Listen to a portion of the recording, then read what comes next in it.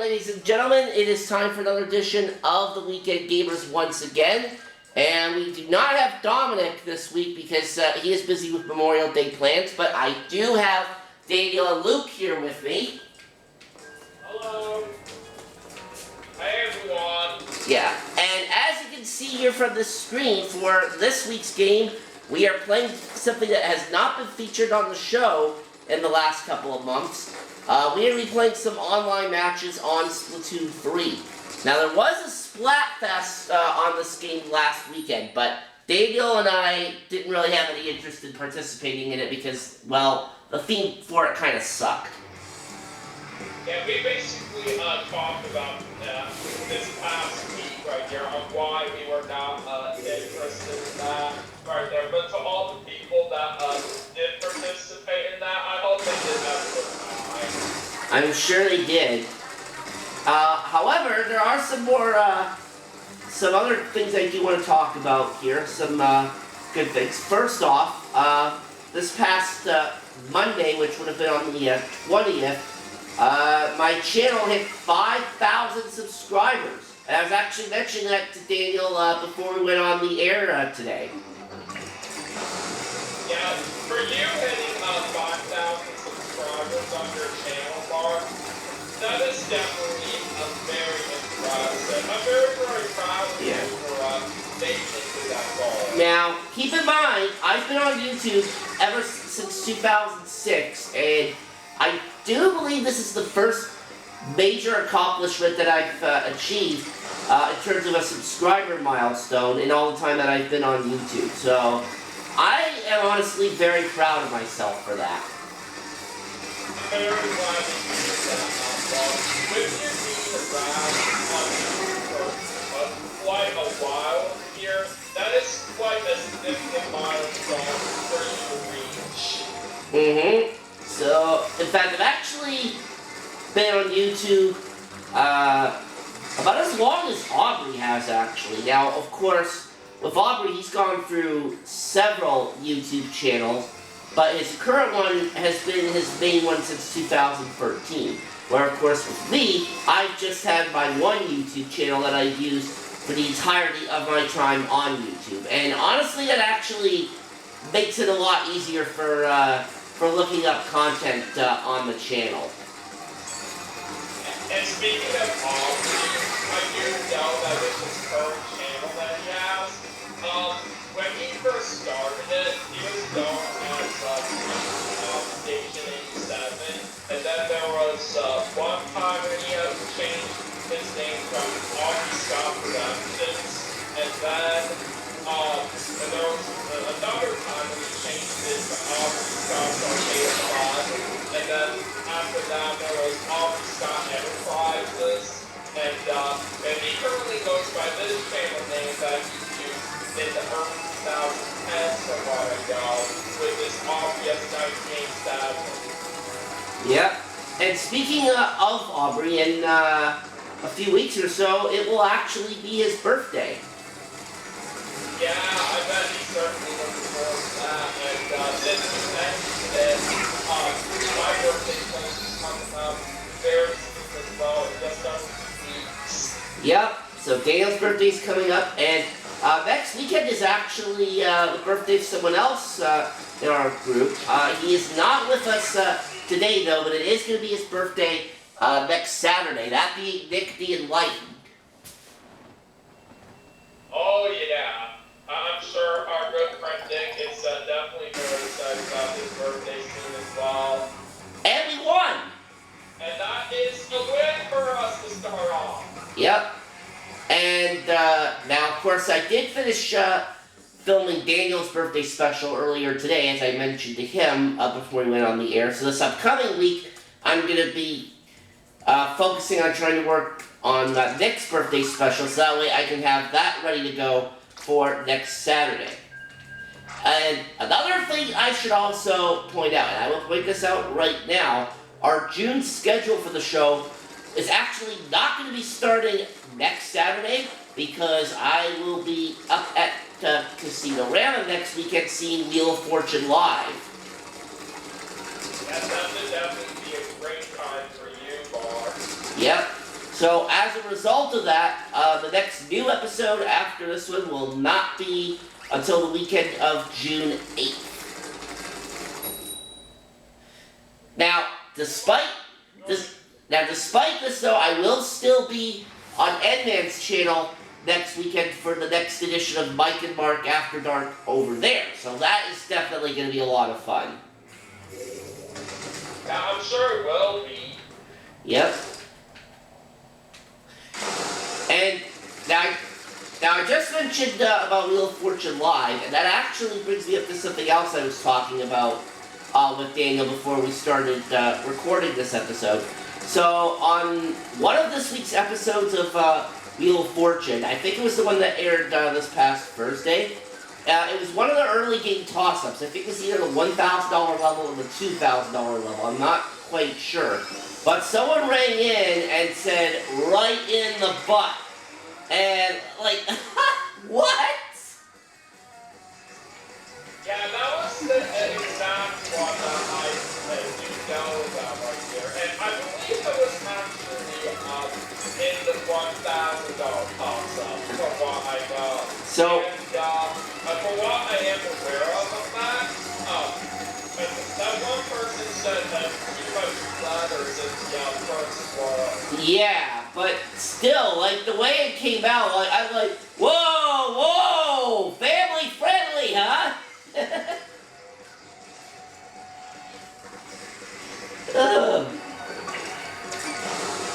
I think the actual answer was "this is the best" or something. I don't quite remember. I believe you are right on that. Anyway, but yeah, that was pretty funny. Oh, and then also, guys, there is something also very exciting, and this is going to be starting on the channel this upcoming Monday, airing-wise, our Let's Play of Paper Mario: The 1,000-Year Door.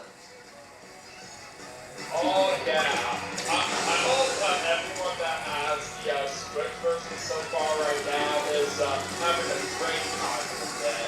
Yeah. Now, just to point out that although I do have both the Switch version as well as the GameCube copy, the Let's Play that I'm going to be doing for it is going to be the Nintendo Switch remake.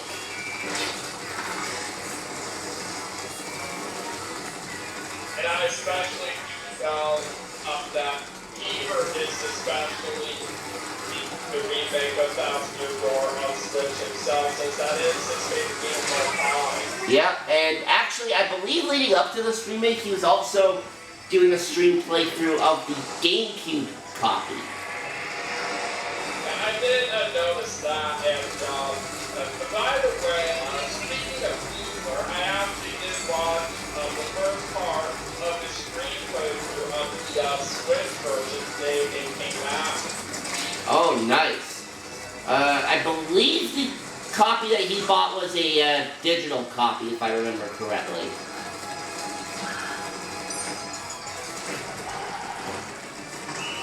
Whereas with... Looks like that's going to be another win for us right there. Whereas the copy that I bought is a physical copy, of course. Oh yeah, dominating win.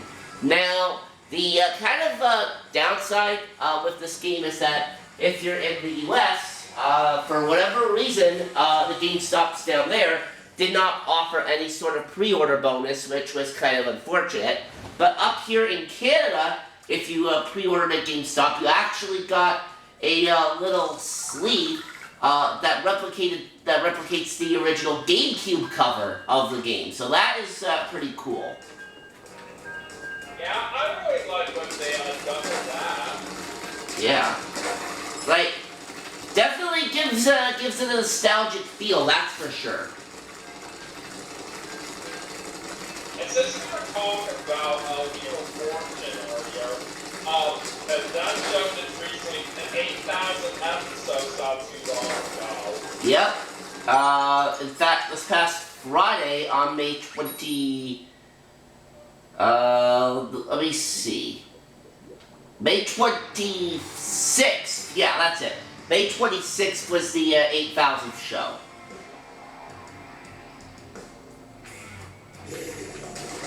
And now with regards to the Paper Mario Let's Play for Thousand Year Door, I am not going to be going through that one by myself.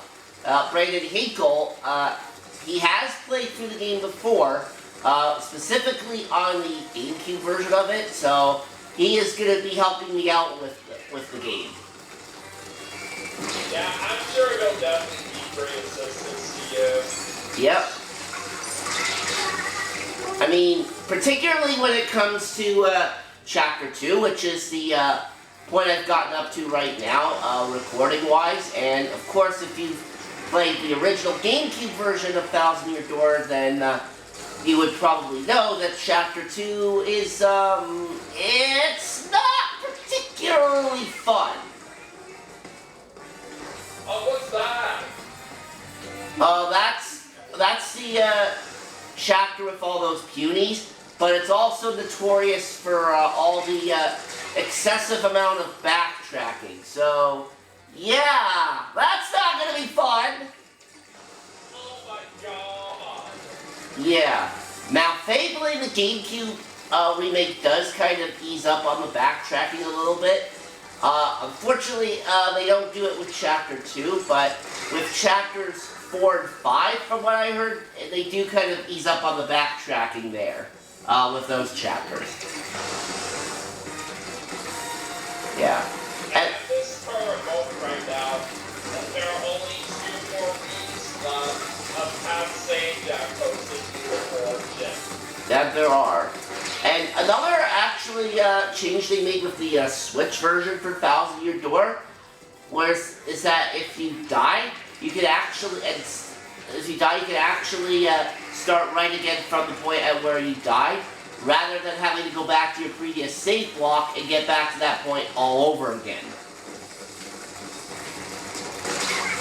I actually have heard in that one episode of the origin at the end of it, where Pat saying that was actually talking about this thing that he would like to see another $1 million winner on the show sometime. Because there hasn't been a $1 million winner in quite a long time.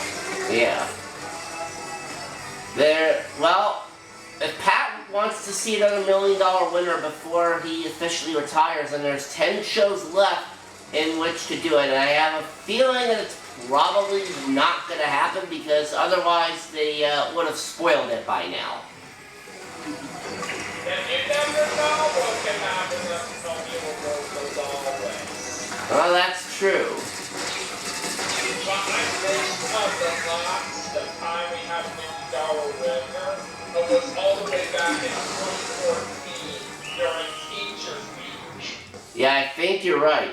And keep in mind, there was also a $1 million winner the first year that the wedge was active, which was 2008. Oh, it was? Really? Yeah, in fact, it was very early in the season, actually. October 2008. God. And what's also nice is that we're now 3-0 to start things off in this episode. Yeah, we're doing such a good job out there so far. Yeah. And also, if you're wondering why my experience points is a little bit higher than it was when I was, than the last time I played this, which was actually for recording Daniel's birthday special, well, it's because I had recorded this game for that special first before doing it again here for this edition of Weekend Gamers. However, since that video is airing after this one, that's why some of my stats you'll see in that one are actually a bit lower than what you see right now. So, just to clarify that.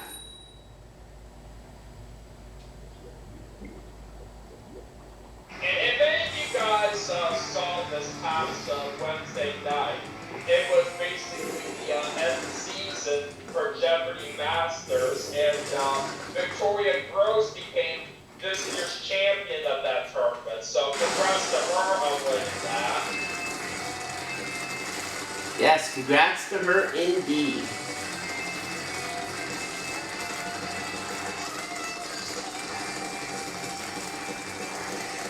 it was definitely incredible for Victoria to win Jeopardy Masters this year after she advanced from the Jeopardy Invitational Tournament.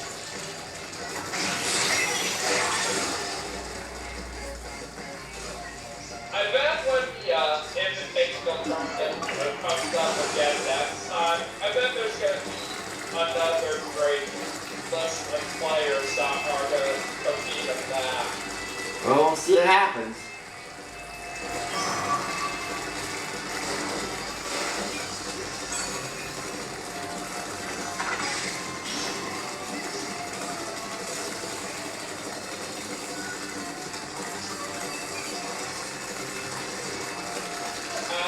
Some pretty exciting news to share right here that was just recently announced. I haven't heard about the new people that are getting inducted into the NASCAR Hall of Fame next year. And for who these people are that are getting in next year, 2025, in the Pioneer ballot, we have Ralph Moody, and then in the modern era ballot, the two people who get into that are Rick Scott and Paul Edwards. Ah, that's very nice. But what's not so nice is someone somehow managed to splat me despite the fact that I was clearly hiding under the paint. Like, how are they able to get me from there? That's stupid. Yeah, whoever did it, that was not nice. Like, now that would be what Mick would describe as bullshit. I'm especially excited for Ricky Rudd and Paul Edwards getting into the NASCAR Hall of Fame next year, simply because they've accomplished great things throughout their careers. For Ricky Rudd, I actually really liked him a lot growing up right here. I just really got the life of Ricky Rudd, all because of the things that I do like from him in NASCAR 2002 that I have played on PlayStation so many years ever since I was a little kid. Basically, his main for that is a Mexico Anthem car, which is black, and it also has red numbers on it. It just really stands out to me every time I look at it. I really do think they did such a great job with that scheme, and you got enough. That's 4 wins now in this episode. Woohoo! We are on a roll. That we are. Let's hope we can keep this up.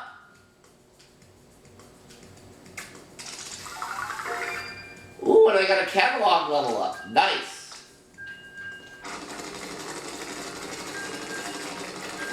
Some cool facts that I do know about Ricky Rudd in honor of him getting into the National Hall of Fame for next year is that a big win that he had in his career was the Brickyard 400 in 1997, and then and he's actually second in the amount of races ever ran in the Cup Series, which is somewhere over 900. Nice. Alright, let's see if we can make it 5 in a row. Basically only behind Richard Kennedy in the amount of races ran in the Cup Series. Very nice. Alright, see if we can make it 5 in a row. And you never know what's going to happen out there, but it sure would be incredible.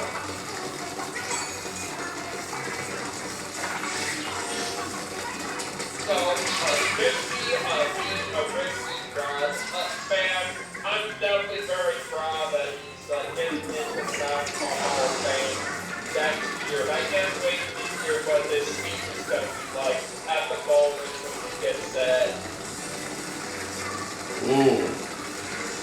And Paul Edwards is another exciting person to get into the NASCAR Hall of Fame next year that I'm looking forward to, because he especially was very good in his days with Roush when he was a race car driver.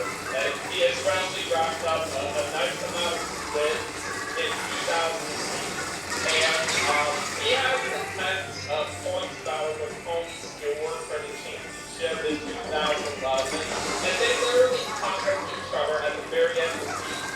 But they gave the tiebreaker to Tony Stewart, all because he had more wins than Paul Edwards. And while I do know, Paul Edwards was also in the championship for in 2016. But he was close right there to win the championship that year, all because he got somewhere close to that end of that race.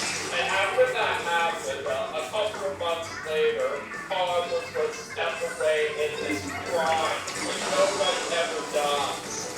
Wow.